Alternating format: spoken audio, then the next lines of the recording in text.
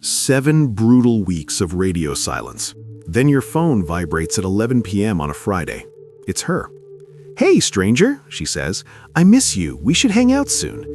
Or maybe it's that other girl who never has time to see you until rent's due and she needs you to help her out urgently because you are all she's got right now. The audacity. Or here's the one that'll make your blood boil. She ghosts you for a month, then sees you posted about a recent win, maybe a new car, maybe a new client, and then boom, your DMs are flooded. "OMG, we should celebrate. I'm so proud of you." You feel it in your chest, don't you? That sick, sinking sensation. You know what's coming. You can predict the script word for word. But you answer anyway.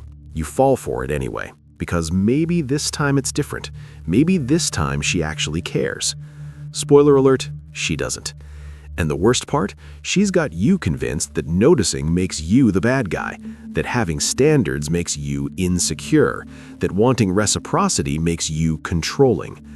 I'm about to break down exactly how this game works, how she's been using you as an emotional ATM, a backup plan, and a utility service, all while making you feel lucky to be chosen.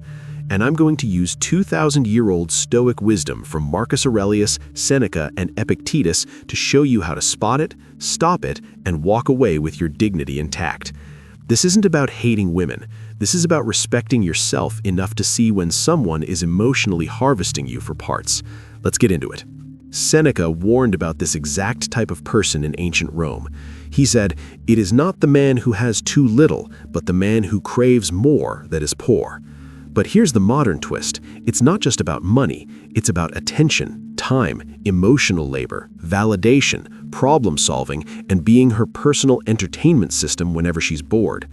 The Stoics understood something most men refuse to accept.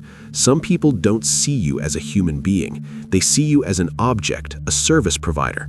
You're the guy with the truck on moving day, the therapist at 2 a.m., the grocery sponsor when she forgot her credit card again, the ego boost when the guy she actually wants isn't responding.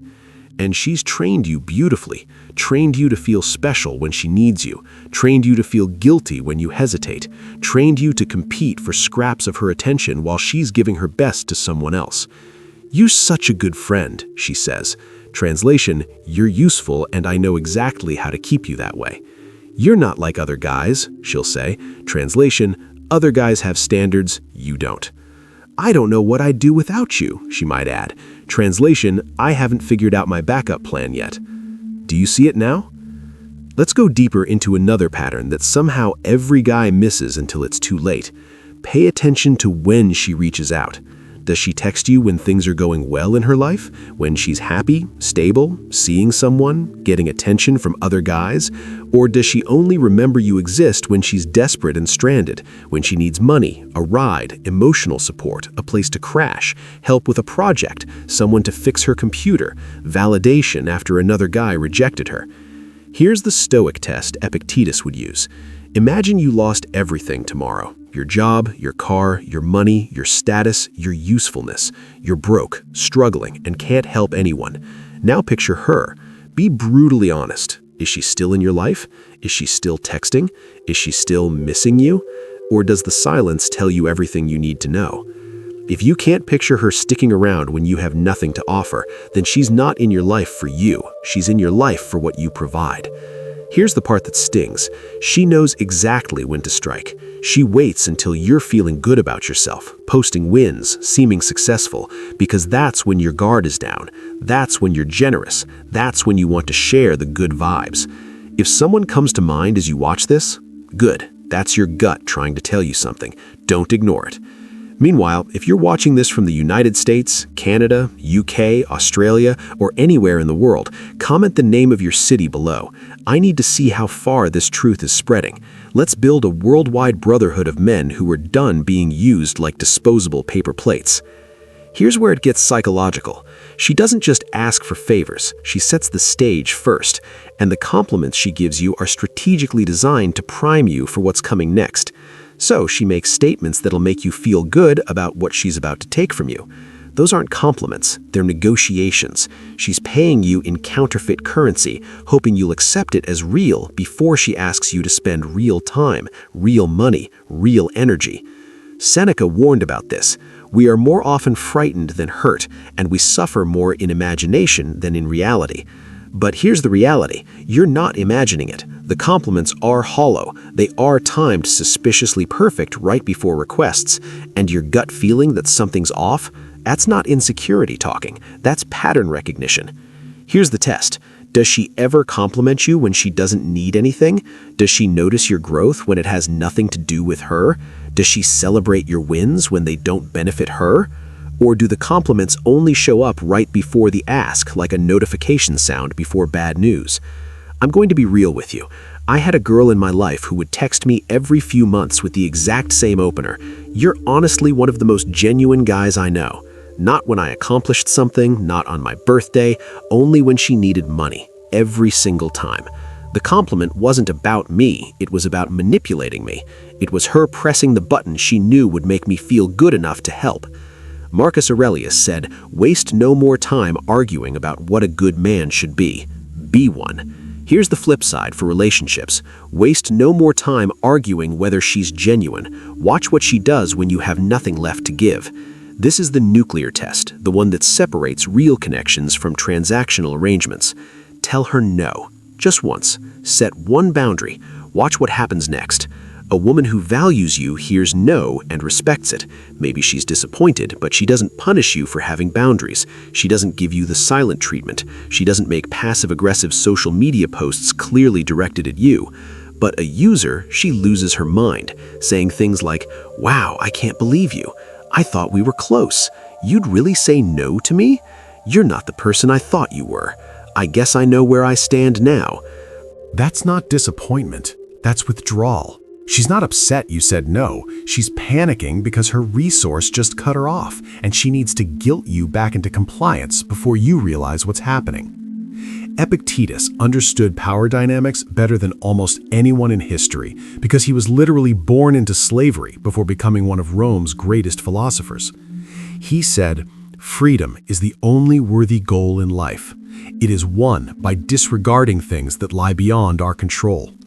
You can't control how she reacts to your boundaries. You can't control whether she respects them or punishes you for having them.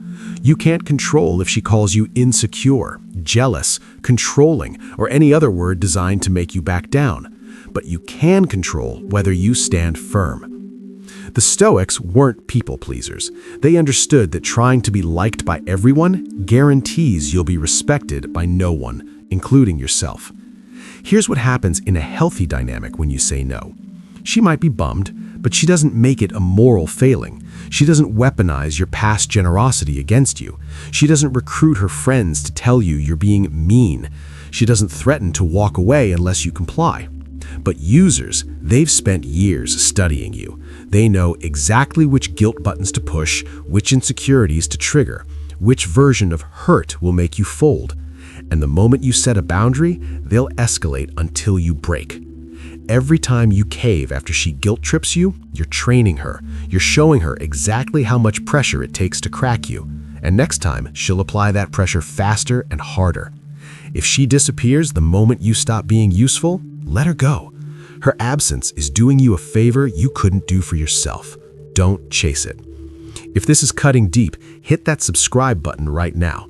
You're going to need these tools as we go deeper into enemy territory. And trust me, the worst parts are still coming. This one's brutal. She texts you constantly when she's alone, calls you at midnight when she's bored, needs your advice, your attention, your validation. You're her best friend, her rock, her person. But in public, around her friends, when other guys are around, you're invisible. She doesn't introduce you, or worse, she introduces you as just a friend, with an emphasis that makes it clear you're beneath consideration. She doesn't post you, doesn't mention you, doesn't acknowledge your existence when it might make her look less available to other men. Marcus Aurelius dealt with this constantly in Rome. People who wanted his ear, his favor, his resources, but only in private. In public, they'd align with whoever had more social currency. He learned the object of life is not to be on the side of the majority, but to escape finding oneself in the ranks of the insane. If she's ashamed to acknowledge you publicly but desperate for your attention privately, she doesn't value you. She values what you do in secret. Your usefulness, as long as it doesn't interfere with her image or her options. This shows up everywhere. She calls you crying at 2 a.m. but can't hang out when you suggest meeting up in daylight. She needs your advice constantly but never mentions you to anyone else. She wants you to help her with problems but gets weird if you're around when she's with other people. The Stoic response? Stop performing for an audience that refuses to clap. Not because you're bitter, because you respect yourself too much to be someone's secret utility service while she gives her public persona to everyone else. Your energy is finite. Your time doesn't regenerate. Spending it on someone who hides you like a shameful secret is self-betrayal at the highest level. Pay attention to something that sounds small but reveals everything. How much of your conversations are actually about you? When you talk to her, how much of that time does she spend venting about her problems, her drama, her feelings, her day, her opinions, and how much does she spend genuinely asking about yours? Not the fake "how are you" that everyone says and nobody means. I'm talking about real curiosity. Does she remember what you told her last week? Does she follow up on things you mentioned? Does she notice when you're struggling, when you're stressed, when something's bothering you? Or is every interaction just a therapy session where you're the unpaid therapist and she's the only client? Epictetus said, "We have 2 ears and 1 mouth so that we can listen twice as much as we speak." Beautiful idea. Here's the reality. She has 2 ears and uses both of them to talk about herself. You're not in a conversation. You're an audience of one watching a one-woman show called self-centeredness. Try this. Stop volunteering information about yourself. Stop offering updates. Just listen. See how long it takes her to notice. See if she ever asks a single question about your life. I tested this once. 2 full months of regular conversations. I stopped mentioning anything about my life. Just listened. She never asked me one question, not one. When I finally brought it up, you know what she said? "You never seemed like you wanted to talk about yourself." Translation, I never cared enough to ask. Real relationships are reciprocal. Extractive ones are one-way streets where you give and give and give while she takes and takes and takes. If it's always about her, you're not a person to her. You're a mirror reflecting her importance back to her. Here's where it gets truly evil. You finally gather the courage to say something. "Hey, I've noticed you only reach out when you need something. I feel like this is one-sided." And suddenly, you're the villain. Here's how she'll respond. "I can't believe you'd say that to me. After everything I've been through, this is what you focus on? You're just like every other guy. I thought you were different. You're being so insecure right now. Why are you being childish?" This is the reversal. She flips the script so fast you get whiplash. Now you're apologizing. Now you're the one trying to prove you're not mean, not cold, not insecure. Now you're over-explaining and backpedaling while she sits back and watches you scramble. Users have perfected this move. They know exactly which buttons to push, which guilt to trigger, which tears will make you fold. The moment you set boundaries, they bring out the nuclear weapons. Crying, yelling, silent treatment, or recruiting mutual friends to tell you you're being too harsh. The Stoic response? Hold your ground. Not with cruelty, not with anger, just with calm, immovable clarity. I understand you're upset. I'm still not doing this. You don't need to be mean. You just need to be unmovable. Because every time you cave to the victim act, you're teaching her that emotional manipulation works. You're rewarding exploitation with compliance. And here's what nobody tells you. Respecting yourself isn't cruelty. Having boundaries isn't abandonment, and refusing to be used isn't the same as refusing to care. All right, we've diagnosed the disease, now let's cure it. And let me be crystal clear. Becoming stoic doesn't mean becoming emotionless or cold. It means becoming intentional, selective, conscious about where you invest your limited resources. Here's how to actually stop this cycle. Seneca said, "Associate with those who will make a better man of you. Welcome those whom yourself can improve. The process is mutual, for men learn while they teach." Notice, mutual. Both people grow, both give, both receive. Your job isn't to become paranoid and suspicious of every woman. Your job is to pay attention, notice patterns, notice who shows up consistently versus who shows up conveniently. Notice who celebrates your wins versus who only shows up when she needs something celebrated. Discernment is wisdom. Paranoia is exhaustion. Choose wisdom. Here's where most men fail. They think they need to justify their boundaries. They think they need a thesis defense explaining why they can't help this time. Wrong. You don't owe anyone an explanation for protecting your peace. "I can't help with that" is a complete sentence. "That doesn't work for me" needs no follow-up. No is a full answer. The more you explain, the more ammunition you give her to argue. The more you justify, the more you're implying your boundaries need justification. They don't. Your time is yours. Your energy is yours. Your money is yours. You decide how they're spent. Stop negotiating your worth with someone who doesn't value it. Stop trying to figure out if she's using you. Let her show you. Say no. Set a boundary. Stop offering. Pull back. Watch what happens. If she respects it, she was real. If she guilt trips, manipulates, or disappears, congratulations. You just got your answer without wasting another year. The Stoics tested reality through action. Don't overthink whether she's using you. Change your behavior and watch if she adjusts or abandons. Truth reveals itself when conditions change. This is the hardest part. When you start setting boundaries, some women will disappear, and it's going to hurt. Not because you miss them, but because you finally have to accept what they were. Now listen, when you stop letting her use you, she's going to tell a story about you. She's going to paint you as the bad guy. She's going to rewrite history to make herself the victim and you the villain. Let her. Because here's what she's really saying. You used to let me take advantage of you, and now you don't, and I hate it. That's not a flaw in you. That's evolution. That's you finally choosing yourself. Let her call you insecure. Let her be disappointed. Let her tell her friends whatever version makes her feel better. The real ones will see through it. The users will believe it because they're looking for their next target anyway.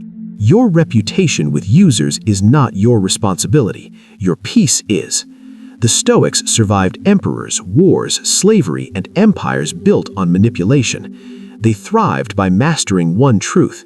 You can only control yourself, your reactions, your boundaries, your choices. Stop waiting for her to become better. She won't. Stop hoping she'll realize what she's doing. She either doesn't care or she's too self-absorbed to see it. Start choosing yourself. Start protecting your peace like it's the last resource on earth. Because for you, it is. If this video changed how you see someone in your life, destroy that like button and subscribe. Share this with a brother who needs to hear it. Comment the name of your city below. And remember, being stoic doesn't mean being a doormat, it means being awake. Now go reclaim your energy from the people who've been stealing it. You're welcome.